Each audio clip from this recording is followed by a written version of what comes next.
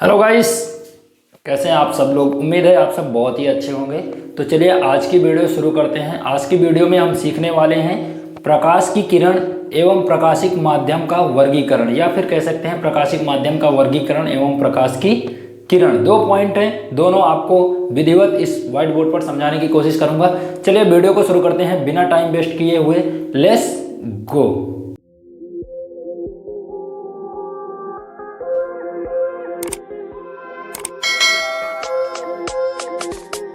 प्रकाशिक माध्यम का वर्गीकरण। प्रकाशिक माध्यम का जो वर्गीकरण है, जैसे मैंने पिछले वीडियो में बताया था, प्रकाशिक माध्यम वह होता है जिस पदार्थ से प्रकाश गमन होकर जाता है, वह प्रकाशिक माध्यम होता है। तो प्रकाश जो गमन करता है उसकी जो चाल होती है या फिर उसकी गमन क्षमता जो होती है, उसके आधार पर इसको तीन वर्गों में विभाजित किया गया है। किसके आधार पर? गमन क्षमता के। गमन क्षमता के आधार पर,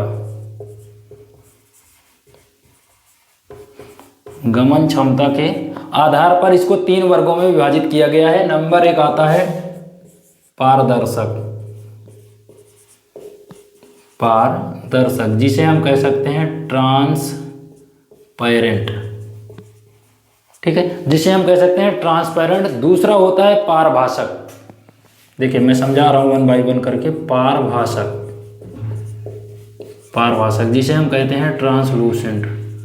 ट्रांसलूसेंट, ठीक है। दूसरा होता है ट्रांसलूसेंट। तीसरा होता है जो कि ओपेक होता है, ठीक है, ओपेक होता है यानी कि अपारदर्शक। अपारदर्शक, समझ पा रहे हैं? तीनों वन बाय वन करके आपको समझाते हैं। देखिए पारदर्शक जो होता है जिसमें प्रकाश का अधिकांश भाग या फिर 100% भाग आर पार हो जाता है, उसे हम पारदर्शक प्रकाशिक माध्यम कहते हैं। देखिए इसमें क्या होता है, जिसमें प्रकाश का 100% भाग क्या होता है, भाग आर पार हो जाए,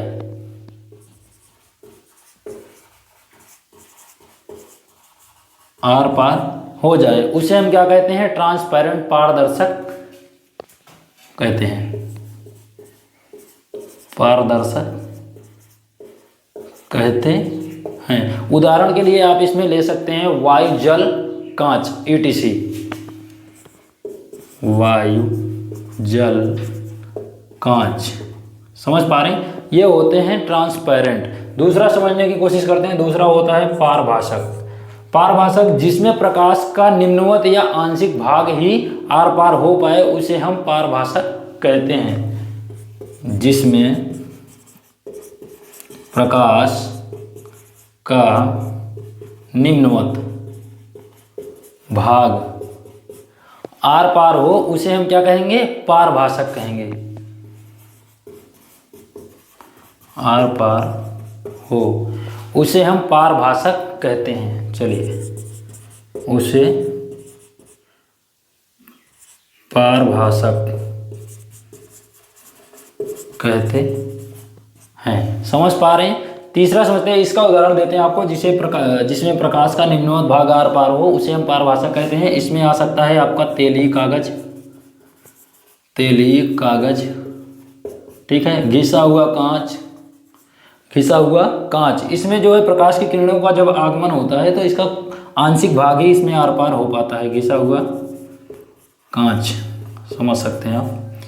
तीसरा लेते हैं। इसमें तीसरा आएगा आपका जो होगा तेलीय कागज हो गया, घिसा हुआ कांच हो गया, और आएगा गंधला कागज।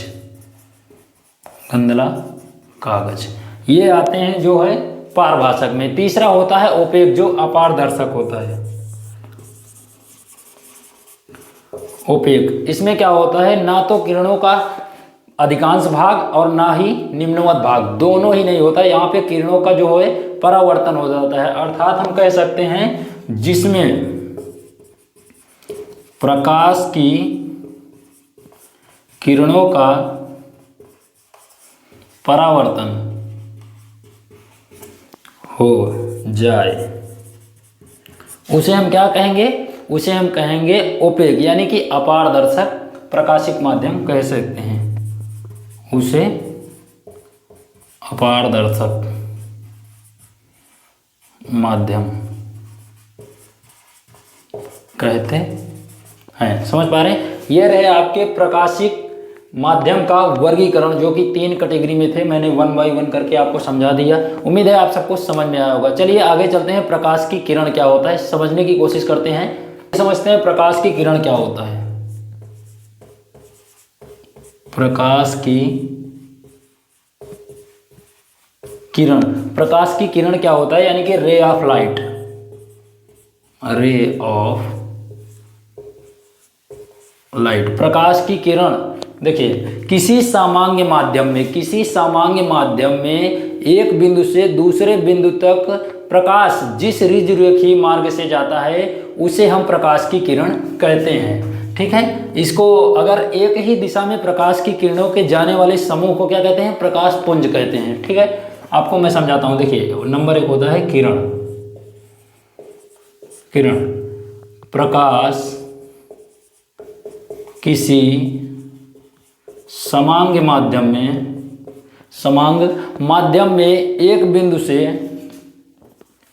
किसी समांग माध्यम में एक बिंदु से दूसरे बिंदु तक, एक बिंदु से दूसरे बिंदु तक, एक बिंदु से दूसरे बिंदु तक जिस ऋजुरेखीय मार्ग से जाता है, जिस ऋजुरेखीय मार्ग से जाता है, रेखीय मार्ग से जाता है, मार्ग से जाता है, उसे हम क्या कहेंगे, प्रकाश की किरण कहते हैं। जाता है उसे प्रकाश की किरण कहते हैं। प्रकाश की किरण कहते हैं। ठीक है, और एक ही दिशा में जाने वाले प्रकाश की किरणों के समूह को प्रकाश पुंज कहते हैं। एक ही दिशा में जाने वाली प्रकाश की किरणों के समूह को, जाने वाली प्रकाश की किरणों के समूह को, किरणों के समूह को क्या कहेंगे, प्रकाश पुंज कहेंगे। प्रकाश पुंज कहते हैं। ठीक है, प्रकाश पुंज को हम बोल सकते हैं beam of light, beam of light. आइए समझते हैं बीम ऑफ लाइट कितने प्रकार के होते हैं। बीम ऑफ लाइट, प्रकाश पुंज, प्रकाश की किरणों का वह समूह जो कि एक ही दिशा में जा रहा हो उसे हम क्या कहेंगे, प्रकाश पुंज कहते हैं। प्रकाश पुंज को 3 कैटेगरी में डिवाइड किया गया है। नंबर 1 आता है अभिसारी, नंबर 2 आता है अपसारी, नंबर 2 क्या आता है, अपसारी। नंबर 3 आता है जो कि पैरेलल, PARALLEL, जिसे हम कहते हैं समांतर। इसको बोलते हैं डाइवर्जन। क्या बोलते हैं, डाइवर्जन बोलते हैं, डाइवर्जेंट। ठीक है, इसको बोलते हैं हम कन्वर्जेंट, CONVERGENT, इसको बोलते हैं कन्वर्जेंट, इसको बोलते हैं डाइवर्जेंट, इसको बोलते हैं पैरेलल।